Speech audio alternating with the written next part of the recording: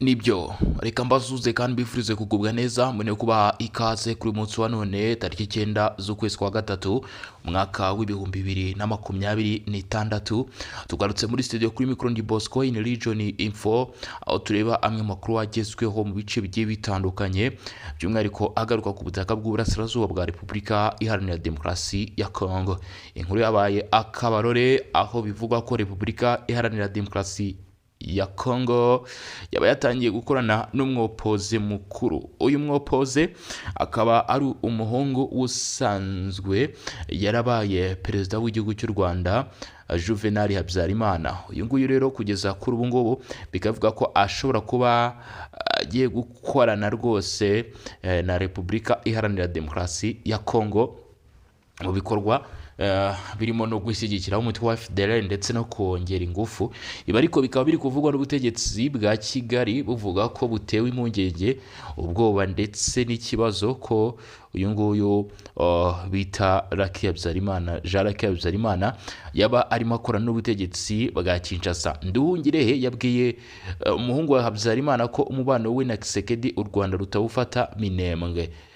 Bisobanuye yuko mu by'ukuri u Rwanda rurimo gufata iki kintu nk'ikintu gikomeye cyane. Ese koko Repubulika Iharanira Demokarasi ya Congo yaba irimo gukorana na opoze y'u Rwanda cyangwa se byagira izihe ngaruka mu gihe Repubulika Iharanira Demokarasi ya Congo yaba ikoranye na opoze y'u Rwanda? Byagira izihe ngaruka mu by'ukuri? Turaza kunyarukira mu mujyi wa Goma, byakomeye, amasasu ni menshi ari kumvikana, bamwe mu baturage batangiye kuzinga utwangushye bavuga batereka tuvemo hakiri kare naho nitutavamo biradukoraho. Turaza kumva rero situation yanga mu mujyi wa Goma turebe uko byifashe, ariko reka mbabwire yuko kuri ubu ngubu turaza rwose kureba mu bice bya Sake nanone naho ahegereye umujyi wa Goma tukareba uko byifashe. Nta kindi kintu busabwa nuko ugomba kuba amaze gukanda subscribe cyangwa se sabone, ubundi tukarushaho kugenda tubana no kuri izi mikoro za Region Info. Nifuriza n'abantu rwose kuba mwakanda no kuri Barore TV naho mukamenya uko biba byifashe cyangwa se uko bihagaze, kuko naho ntago mu by'ukuri abarimo aragenda nyura amakuru akomeye cyane. Kibumba, Kirimanyoka, Majengu, ibyo bice byose unyemere tubizenguruke tubijagajage tureba amakuru arimo araturukayo. Izi access zigiye zitandukanye mbona ziri imbere yanjye: access Kibumba Goma, access Parike Goma, access Sake Goma. VP zaho bimeze bite? Kubera iki ndimo ndavuga izo access? Urasabwa kuba hafi rwose kugira ngo umenye ibyizo access nabo ubundi utabaye hano kuri Region Info sinzi uko bizaba bimeze. Ku bantu mudukurikiranye muri mu Burundi, muri Uganda, muri Repubulika Iharanira Demokarasi ya Congo ndetse n'ahandi mu bice bigiye bitandukanye, ntago twabibagiwe kabisa. Ndagira ngo mbasuze cyane, mbatere yamu mabwire ni iby'agaciro kandi iby'ingenzi gukomeza kubana namwe. Mukomeze mube hafi abari no mu zindi mpande zigiye zitandukanye hirya no hino. Namwe reka mbabwire ni bigisha Imana ikomeze kugenda yibana namwe, mudahwema kutugaragariza urukundo rwose rwo kudukurikirana.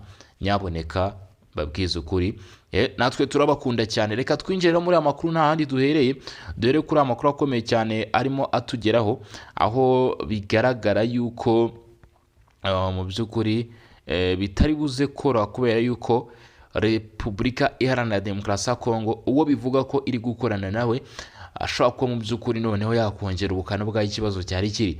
Minisitiri w'Ububanyi n'Amahanga w'u Rwanda bita Ambasaderi Olivier Nduhungirehe yabwiye umuhungu wa Habyarimana Juvenal wayoboye u Rwanda Jean Lucky Habyarimana ko u Rwanda rudafata minembwe umubano we na perezida wa Repubulika Iharanira Demokarasi ya Congo Felix Tshisekedi nk'uko byagaragaye.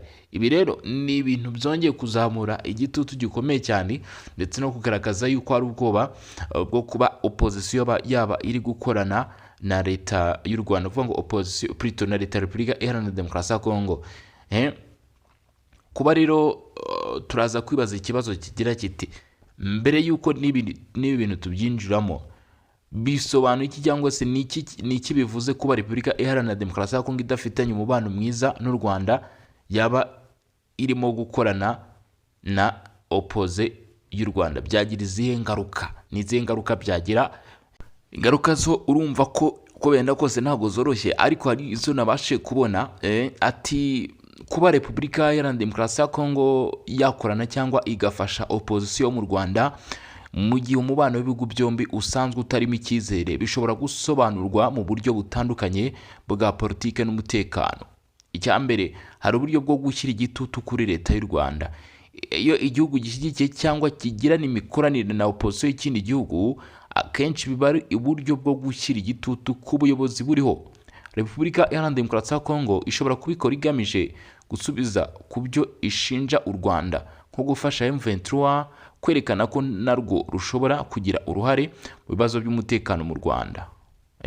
Nk'uko Repubulika Iharanira Demokarasi ya Kongo ivuga iti, namwe mugira ibibazo, namwe mushyigikiye abaduteza ibibazo hano ku butaka bwacu.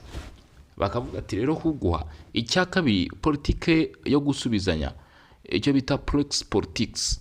Mu karere k'ibiyaga bigari hari igihe ibihugu bishinjanya gushyigikira imitwe cyangwa batavuga rumwe n'ubutegetsi bw'ikindi gihugu. Iyo bibayeho biba ari intambara ya politiki idakoresheje ingabo mu buryo butaziguye cyangwa gukoresha abandi bantu, icyo bita proxies, mu guhangana. Icya gatatu, hari ugushaka amakuru cyangwa abafatanyabikorwa. Repubulika Iharanira Demokarasi ya Kongo ishobora no kubona opozisiyo nk'isoko y'amakuru ku Rwanda cyangwa umufatanyabikorwa wa politike ushobora kugira uruhare mu mpinduka z'igihe kizaza. Icya kane, hari ingaruka bishobora guteza. Ibi bishobora kongera umwuka mubi hagati y'ibihugu byombi, gutuma umubano wa diplomasi urushaho kuzamba cyangwa bigateza umutekano muke mu karere. Mu by'ukuri, mu mubano w'ibihugu, gukorana na opozisiyo y'ikindi gihugu akenshi bifatwa nk'igikorwa cy'igitutu cyangwa kutizerana. Bivuze ko uyu munsi n'ubundi ibihugu bisanzwe bifitanye umubano utari mwiza, haba hariho kubaho kutizera none no ku kigero cyo hejuru, ndetse ibiri gukorwa bikaba byakongera bikagabanya n'amahirwe y'intambwe zari zamaze guterwa. Reka twumve icyo Minisitiri w'Ububanyi n'Amahanga Ambasaderi Olivier Nduhungirehe yabigarutseho mu izina rya Guverinoma y'u Rwanda. Yabigarutseho rero ubwo yamusubizaga nyuma y'ubutumwa Habyarimana Jean Luc yatambukije ku mbuga nkoranyambaga. Uyu muhungu wa Habyarimana yifashishije X yagaragaje u Rwanda nk'urushaka guhunga inshingano zarwo nyuma y'uko Amerika ifatiye ibihano bamwe mu basirikare bakuru b'igisirikare cy'u Rwanda RDF, ibashinja gufasha M23, inyeshyamba zihanganye na guverinoma ya Repubulika Iharanira Demokarasi ya Kongo. Ngo kuri we ngo rushaka kwitwaza ingendo zose zihariye yagiye agirira muri Repubulika ya Demokarasi ya Kongo nk'uburyo bwo gushimangira umubano na Repubulika Iharanira Demokarasi ya Kongo ndetse n'umutwe w'iterabwoba wa FDLR, ngo kandi ntaho bihuriye. Rebo Habyarimana ngo asanga izo ngendo yagiriye muri Repubulika Iharanira Demokarasi ya Kongo ntaho zihuriye n'ubufatanye bwe na FDLR, ahubwo ko ngo ari ingendo ze bwite yagiye agirira muri icyo gihugu cyahaye intebe FDLR igizwe n'abasize bahekuye u Rwanda muri Jenoside yakorewe Abatutsi. Uyu mutwe wa FDLR ushinjwa kenshi ko abawugize bagize uruhare muri ibyo bikorwa, ndetse uyu nguyu akavuga ati, kujya muri Repubulika Iharanira Demokarasi ya Kongo kwanjye kuki mwumva ko bibateje ibibazo. Minisitiri Ambasaderi Nduhungirehe yahise asubiza umuhungu wa Habyarimana washatse ngo kwigurutsa umubano we na FDLR ndetse n'ingendo ze i Kinshasa, ngo yahise azigaragariza nk'izidafite aho zihuriye nawe.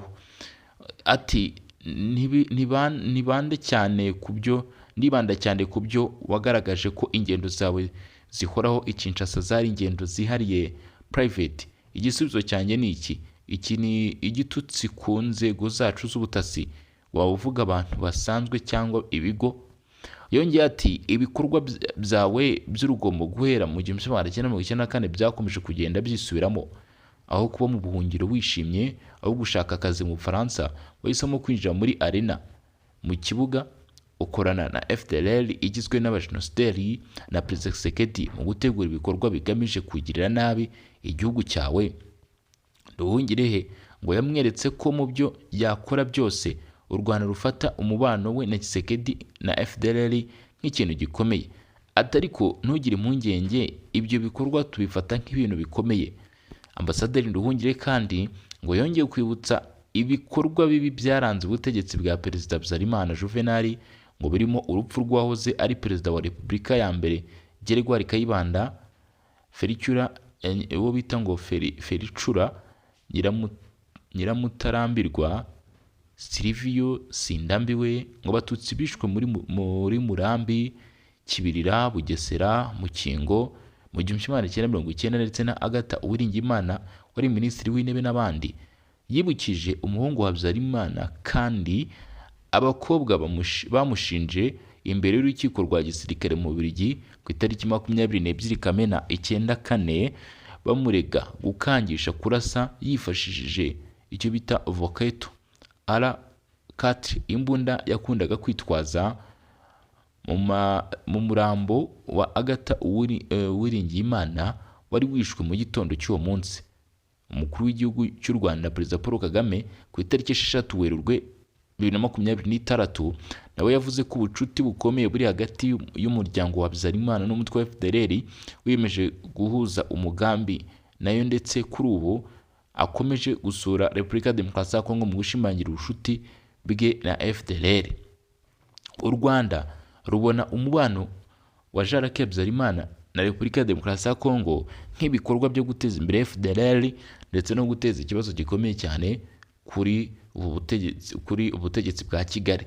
Ati umuhungu w'uwahoze ari perezida w'u Rwanda wagejeje iki gihugu muri jenoside n'abandi bafatanyije bakomeje gusura Kinshasa mu rwego rwo kwagura imikoranire yabo na FDLR kandi bagahabwa ikaze. Kugeza ubu muri Repubulika Iharanira Demokarasi ya Kongo habarurwa abarwanyi ba FDLR bari hagati y'ibihumbi 7 n'ibihumbi 10. U Rwanda rwerekana ko uretse abarwanyi b'uwo mutwe unubakiye ku ngengabitekerezo ya jenoside ari nayo ikomeje gukwirakwizwa mu yindi mitwe n'ingabo za leta ya Repubulika ya Demokarasi ya Kongo bikorana. Mu mpera za 2025 byamenyekanye ko Perezida Felix Tshisekedi Tshilombo ngo Repubulika ya Demokarasi ya Kongo ya Repubulika Iharanira Demokarasi ya Kongo n'umuryango wa Juvenal Habyarimana uba mu Bufaransa ngo batangiye kunoza umugambi wo guhungabanya umutekano w'u Rwanda babinyujije mu mutwe w'iterabwoba wa FDLR nk'uko bigaragara. Ngo amakuru yizewe yavugaga ko Tshisekedi n'umuryango wa Habyarimana bateganyaga guha FDLR ibikoresho bihagije biyifasha kubona abarwanyi bashya kandi igahabwa ubuyobozi bushya, aho umuhungu wa Habyarimana Jean-Luc azaba ari we muyobozi mukuru w'uyu mutwe. Umuntu wa hafi y'ibiro bya Perezida wa Repubulika ya Demokarasi ya Kongo ngo yahishuye ko ubutegetsi bw'iki gihugu buri gukorana na Jean-Luc. Abanyamuryango b'iri RNC riyoborwa na Kayumba Nyamwasa n'iyita guverinoma y'u Rwanda iri mu buhungiro iyoborwa na Thomas Nahimana wabaye padiri.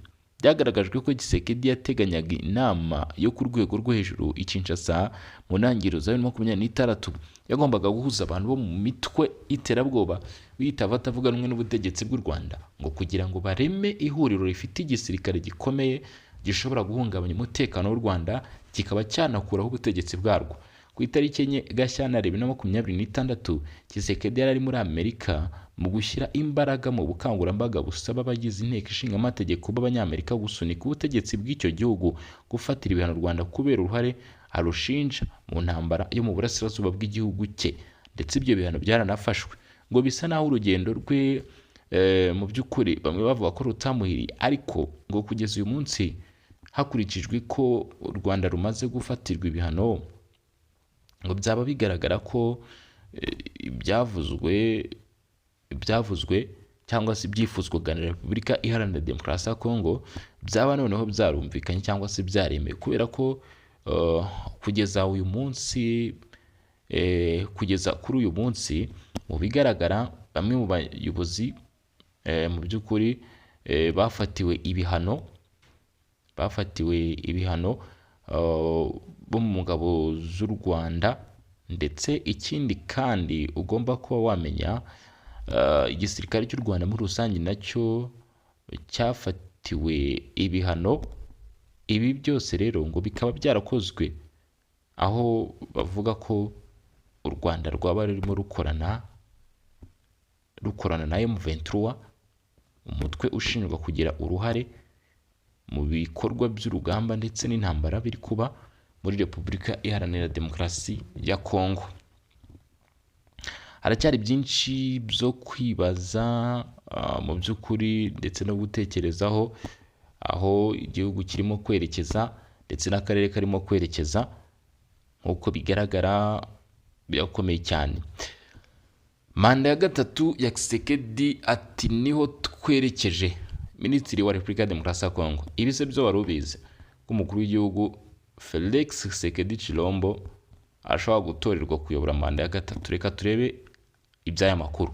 Minisitiri w'imikino n'imyidagaduro wa Repubulika Iharanira Demokarasi ya Kongo yatangaje ko abona nta wundi wasimbura Perezida Tshisekedi kandi ko berekeje kuri manda ya gatatu.